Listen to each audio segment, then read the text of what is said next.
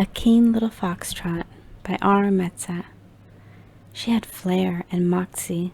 That's what everyone said when they met her. Of course I knew that, but it was more than just that. I've had a lot of opportunities in my life. Female opportunities, I should say. So it wasn't that I was lacking my own special qualities. Quite the opposite. But I could not get this one out of my head. I was in my den playing cards with Ralph and Tristan, flipping the radio, seeking that one old tune I had heard so many years ago. Jazz is what they called it. But no matter how many times I turned the dial, I could not find that song. I guess hanging with your friends, thirsty for a song I had heard just once, put me in the mood to meet a girl like her. Winter was approaching faster than usual, and most of our kind was holing up earlier in the winter evenings. Tristan's place was small, rough, uncivilized. I don't know how he was going to get a girl with that place. Knocking the radio into a dresser drawer and closing it, I sat down with the boys. "Are you going to leave that thing playing and a piece of furniture like that?" asked Ralph. "Sure, why not?" I said, picking up my hand, noticing that my cards were terrible. I had every kind of card, no pairs and no faces. The dresser was playing a love song, slow and melodic, muffled by a collection of hunter's hats I had found in the woods over the years. My friends thought I was sadistic, collecting those hats, even wearing them on occasion. The green wool one with the brim being my favorite. It was really warm, especially to hunt in. And this was the irony of the meetings we had about all of the hunters. It was always the same thing. "What are we going to do about the hunters?" everybody whined and fussed.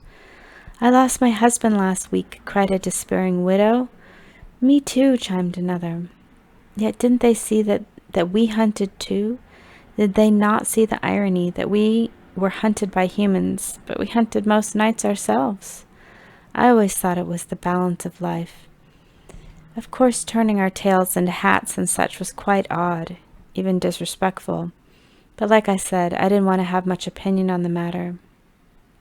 That's why it was a bit of a personal joke to me to hunt in a hunter's hat. "I can't handle the furniture of all things playing these sappy songs. Get it out of there and turn that thing off," vented Ralph. He was an eye roller. I pulled the music box out and snapped it off. "Why are you so antsy tonight?" asked Tristan, as he reorganized his cards, studying them, lining up the red ones over and over. "Wouldn't you be geared up if you knew the best fox in town was coming to your place?" "What?" smirked Ralph. "You did not get the new girl to come to your place. Tell me she's not coming over." I laughed and punched Ralph in the arm, dropped my miserable hand of cards in the chair, and turned the radio back on louder than before, with some fast-paced salsa music playing, so I did a quick loop-de-loop around the card table. "Like my moves?" I chuckled at Tristan, who seemed a bit nervous about who was on the way over for a visit. He started scratching at his sides.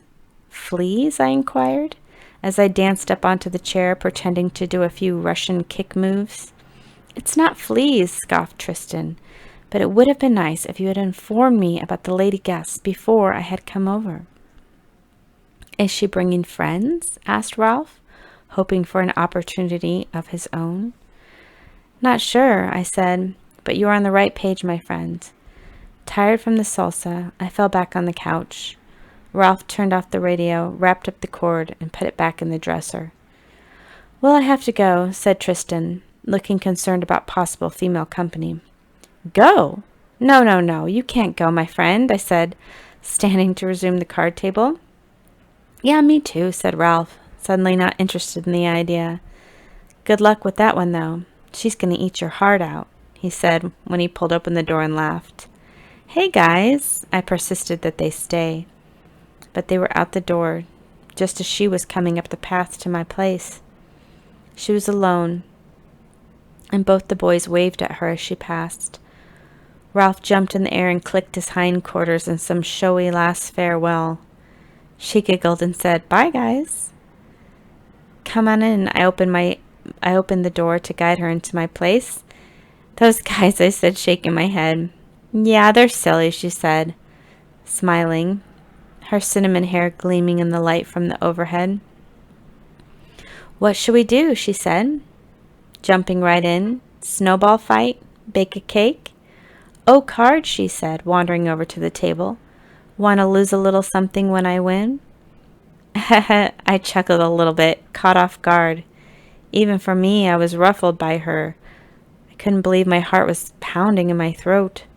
What was the point of a date if you die from a heart attack, I thought. Sauntering over to the dresser, she saw the cord from the radio hanging out of the drawer. Oh, is this the radio that everyone raves about? I hear you're the only one around here that has one. She pulled open the drawer and saw the pile of hunter's hats. Those aren't mine, I stammered as she started trying on the hats and looking in the mirror. I like the plaid one. It suits me quite well, don't you think? Her confidence was at an all-high level as she smiled and plugged in the radio, setting it up on a side table near the couch. Sitting together on the couch was desired, but once she was here, I didn't quite know what to do with her. She was rambling on a bit, fiddling with the radio. Let's find a keen little foxtrot, she said. She twisted the knob, the red line shifting to the left and the right of the numbered scale on the radio, crackly waves sandwiched between streams of music. After quite a few moments of baby talking the radio into finding her a good tune, she found the song I had been trying to hear since I found the blasted thing in an old shed last year. Fly me to the moon, crooned the singer. She gave a little shoulder shimmy and placed her hand on mine. My heart leapt, and all I wanted to do was kiss her.